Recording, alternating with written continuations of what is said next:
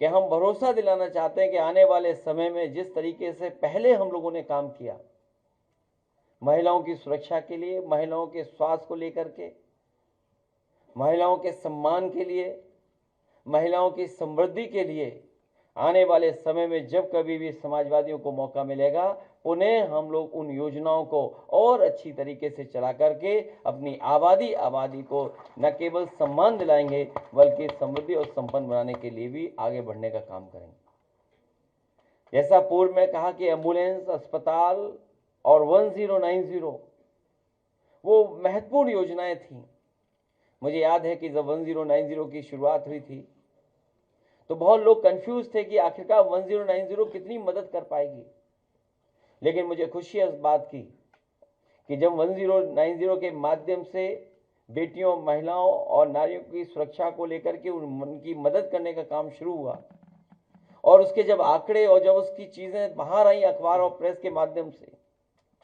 तो मुझे याद है उस समय सुप्रीम कोर्ट ने भी तारीफ की थी और कहा था कि ये योजना जो चली है उत्तर प्रदेश समाजवादी सरकार में चल रही है, अन्य प्रदेशों को भी सीखना चाहिए कि 1090 के माध्यम से कितनी मदद हो रही है, कितनी सुरक्षा मिल रही है। और उसके बाद क्योंकि बहुत सारी घटनाओं में पुलिस का लोग इंतजार करते थे, थाने जाएं तो शायद वो बात नहीं सुनी जाती थी, और अगर थाने में पहुंच भी गए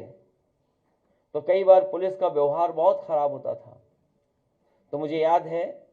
प्रोफेसर वेंकट का साथ लेकर के उस समय चीफ सेक्रेटरी आलोक रंजन जी थे हमारे साथ, हम सब लोगों ने मिलकर के और आईपीएस जो सबसे अच्छे अधिकारी थे उनको उसमें शामिल कर करके दुनिया की जो सबसे बेहतरीन रिस्पांस सिस्टम जहां पर है, न्यूयॉर्क एनवाईपीडी पुलिस हेडक्वार्टर, वहां पर हम लोगों ने अपने अधिकारियों को भेजा था। एनवाईपीडी गए, उसके बाद ह्यूस्टन की पुलिस का रिस्पांस सिस्टम देखा, उसके बाद सिंगापुर का पुलिस सिस्टम देखा और फिर उत्तर प्रदेश के लिए वो डिजाइन करने का काम हुआ। और उस समय देश में सबसे बेहतर रिस्पांस सिस्टम अगर पुलिस को किसी ने दिया था और कई हजार गाड़ी देकर के पुलिस को मजबूत बनाने का काम किया था, तो समाजवादी पार्टी ने जो डायल 100 के नाम पर आज भी देश में सबसे बेहतर योजना थी।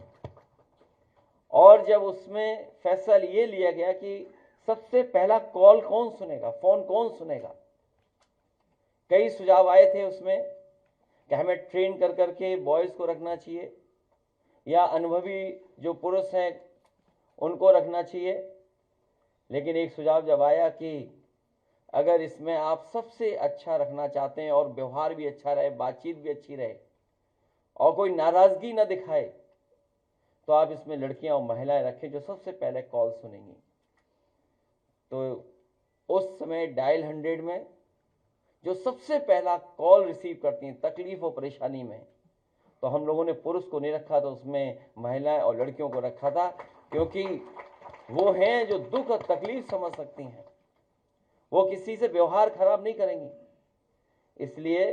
डायल 100 योजना में हम लोगों ने उनको शामिल किया था। ऐसी बहुत सारी योजनाएं हम लोग बता सकते हैं, लेकिन मुझे याद है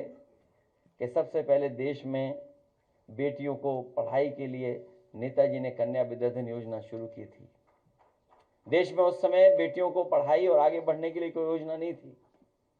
नेताजी ने शुरू की और हर समाजवादी सरकार में हम लोगों ने उसको और शामिल कर करके आगे बढ़ाने का काम किया। जब कभी भविष्य में हम लोग आगे आएंगे, मौका मिलेगा जो उसमें हम बेटियों की पढ़ाई के लिए और अपनी माताएं बहनों को जो गरीब हैं उनको सम्मान और समृद्ध बनाने के लिए पहले से बेहतर योजना ला करके हम उनका सम्मान करने का काम करेंगे। और तमाम योजनाओं के माध्यम से जो बहादुर बेटियां थीं या जो उत्कृष्ट काम करती थी महिलाएं, या खेल में या किसी और क्षेत्र में, रानी लक्ष्मीबाई योजना चला करके हम लोग सम्मान देते थे। उस योजना को और मजबूत बना करके आने वाले समय में हम लोग वैसी ही योजना और रानी लक्ष्मीबाई जी के नाम पर योजना शुरू कर करके अपनी माताओं बहनों का सम्मान करने का काम